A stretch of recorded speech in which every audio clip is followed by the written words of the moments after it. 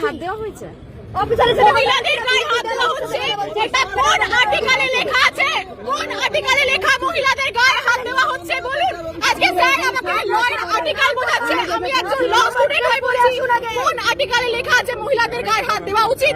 আপনারা আমাকে বলুন। আজকে স্যার ল বোঝাচ্ছে, তাহলে অভিষেক বন্দ্যোপাধ্যায়ের কাছে কেন এই হামলাগুলো হচ্ছে? কেন হবে? আচ্ছা, এগুলো সম্পূর্ণভাবে কালকের আমাদের প্রোগ্রামটাকে ব্যর্থ করার জন্য করছে। তার নামটা বড় বড় করে লেখা থাকে, ওনার ড্রেস প্রপার ড্রেস নয়। আমরা কি করে বুঝবো উনি অফিসার, বিজেপি দালাল নয়? কি করে বুঝবো? কালকে 28 আগস্ট কি করে বুঝবো? আমাদের প্রোগ্রামকে ব্যর্থ করার চেষ্টা করছে। উনি প্রপার ড্রেস পরে আসুন। বিজেপি তৃণমূল কংগ্রেসকে ভয় পায়, বিজেপি অভিষেক বন্দ্যোপাধ্যায়কে ভয় পাচ্ছে, বিজেপি মমতা বন্দ্যোপাধ্যায়কে ভয় পাচ্ছে। একটা কথা বলে দিতে চাই, থেকে নিয়ে এসছে এই পুলিশগুলোকে, যাদের নাম লেখা নেই। ওই অফিসার যিনি আমাদের ল বোঝাচ্ছিলেন, সেই অফিসারের নাম লেখা নেই তার ড্রেসে। প্রপার ড্রেস পরে আসুন, তারপর আমরা ল শুনবো ওনার থেকে।